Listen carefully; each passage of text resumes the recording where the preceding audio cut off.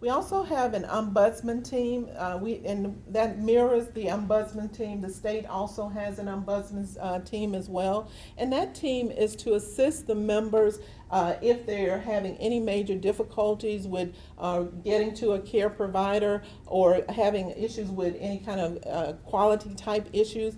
That ombudsman's team serves as their advocate within AmeriGroup. And of course, we also have the advocacy ombudsman team on the state side if there's any kind of conflict of interest or anything of that nature.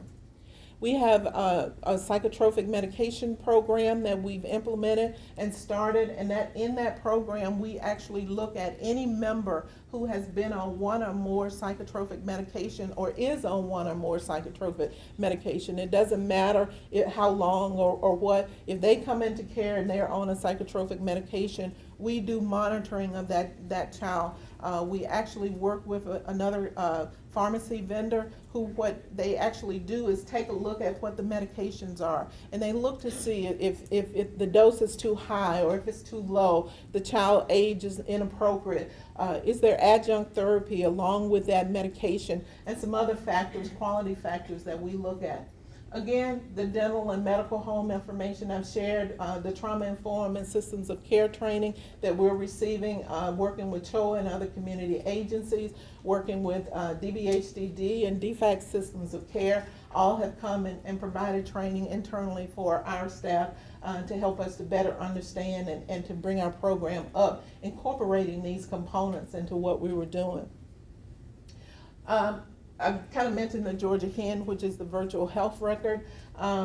Engagement with the community. Again, I share, we knew when we started that we were not the primary experts in this, that there were people out in the community who have been doing this for years. And our goal was to partner with those agencies and community resources to try to make sure that, number one, we weren't recreating the wheel, but we were also capitalizing on that strength and knowledge that they have in the community. And they, some of them now serve on our steering committee. We're still engaged with them in multiple ways. We're going to have, as we have our steering committee meetings, different community resources come in and they share with our steering committee as well as with us as we begin to look at how we want to formulate and what direction we want to take as it relates to the movement of the Georgia Families 360 program. The interagency collaboration, I think I've alluded to, it's just been extensive. We have worked very hard with a number of the agencies. They've worked very hard with us. We've made changes, all of us, all around, in how we do things so that it is not business as usual, that we are doing things differently for the Georgia Families 360 members, different than what we are doing for our TANF and CHIP, because we know that there are unique and various differences within those populations. For instance, one of the things that we do, we had a student who at 18, adopted assistance participant, who she was turning 18, and for whatever reason her adoptive parent said, you know, we're cutting the ties. No more, you know, we're just cutting the ties, we can't deal anymore. But she, 4.0 student, full scholarship to UGA.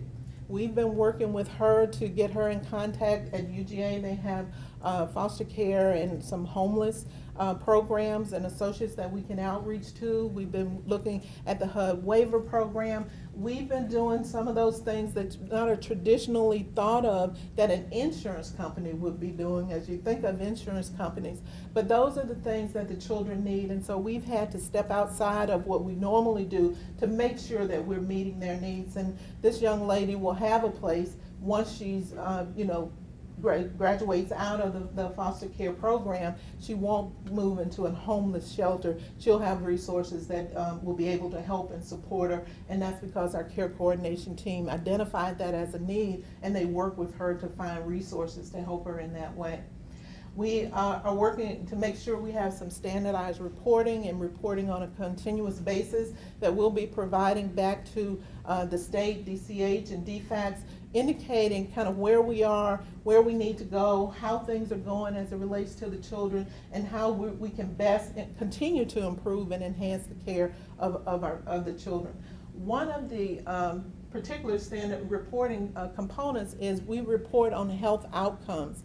And we actually have a tool that our team goes in, and our highest, most complex members who have some other criteria that put them into that complex case management arena, we go in and we actually score them and when they come into our program, and then after a period of time, usually between 4 to 6 months, we'll revisit and see if their health outcome is improving or if it's not, and then have team meetings that we can sit down and talk either with our internal teams, with DFACs, with other community resources that may be engaged with the members to try to make sure that we're moving the child in the right direction.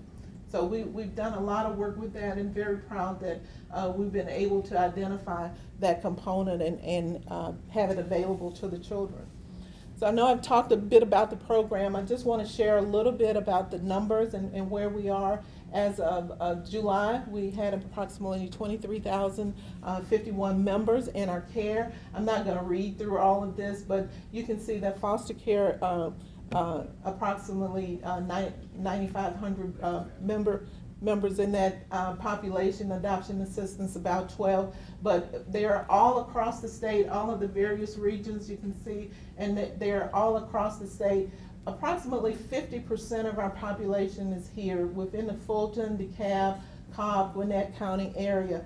The other members, there's a significant amount in this region 3 here, and then as we come down toward Valdosta, over towards Savannah, and then we just got kind of interspersed throughout the rest of the state. But in relationship to that, we actually have our team members. We have team members who are actually in the community here. We have team members in Savannah, in the Macon area, in Columbus, as well as the Fulton, Atlanta area. So our team is not just from the Atlanta area. They're not all housed here. They're across the state so that they'll be able to go out, do face-to-face with the members, meet parents or placement providers. They're out there in the community making those connections. As we looked at our membership, we wanted to kind of see where are our members and what not only the foster care members, but just the overall program. So approximately 82% of our total membership is located in 51 of the 159 counties across the state. And that, as I kind of pointed out, you can see where the majority of those members are located. The top 5 counties I've kind of identified as Fulton, DeKalb, and Gwinnett, Cobb, and Clayton County. And interestingly, a lot of our diagnosis codes are around behavioral health conditions. ADHD, hyperactivity disorder is our primary behavioral health diagnosis. Medical diagnoses fall in any categories as asthma, diabetes, developmental delay, but not to the same level or degree as we see the behavioral health diagnosis in this particular population.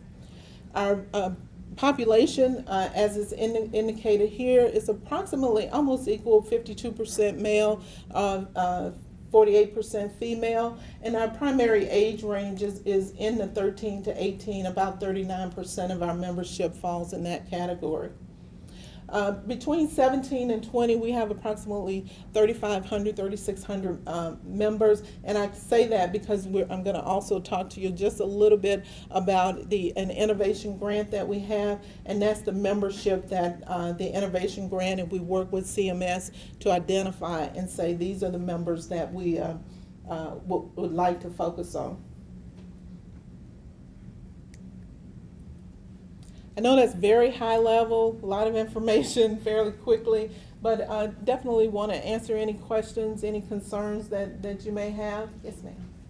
Well, based on what Jordan shared in her presentation, and looking at your top 5 behavioral health diagnoses, where does mental health and how that gets reimbursed come into this work? Behavioral health, we have, again, as I indicated, we have approximately a 97% sensitivity rate for the children who transition from the foster care fee-for-service program into AmeriGroup.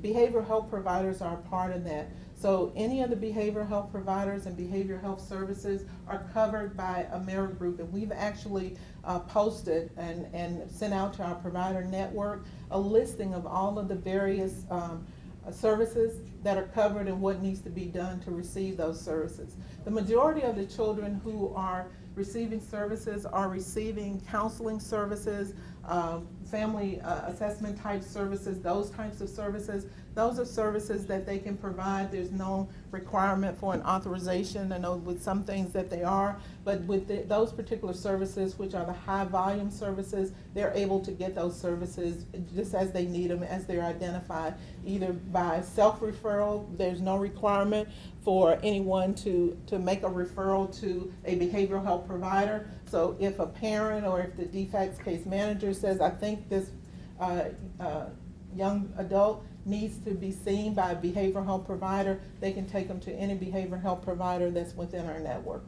And do you have enough providers for the number of kids that you have? I think, based on what we've been seeing so far, the answer is yes. We certainly have the same, and I think even a couple more providers than even was with the fee-for-service component. But we have, so far, we have not had an issue with getting our members to behavioral health providers. They've been able to continue with those providers who they were seeing prior to being transitioned to Georgia Families. I have a question, Earlie. Yes, Can you ma'am. talk a little bit about the over 18 to 26 population that y'all will be insuring? Because of the Affordable Care Act, the Medicaid coverage for children who have either graduated or in Chafee and in the foster care adoption assistance or Department of Juvenile Justice, select youth and juvenile justice, we will be able to provide coverage for those children up to age 26. And that coverage is, the benefit is no different than for a child that's less than 18. So it's the same services are available. They have the same network of providers, so they don't have to change providers if they don't need to. But certainly they have the same benefits and options to go to the providers that of their choice once they reach 18. But through 18 through 26, we will be providing that coverage. And then between 25 and 26, when they're kind of transitioning out of the AmeriGroup care, we will also be doing some transition training to help them make sure that they're ready to be productive citizens in the community, and that they also keep their health care as a primary concern, or at least as a focus, the preventative health care and any other services, so that their conditions continue to either be maintained or improved as they move out. So I have a follow-up. Sure. So my follow-up to that is, how do young people who are over 18, I know based on previous conversations that we've had, that they have to re-enroll every year in order to keep that health insurance. So are there gonna be care coordinators or ways that y'all are tracking those young people to make sure that they renew their health insurance? Absolutely. So that they don't lose it, and then if they don't lose it, are they gonna be able to get back on it?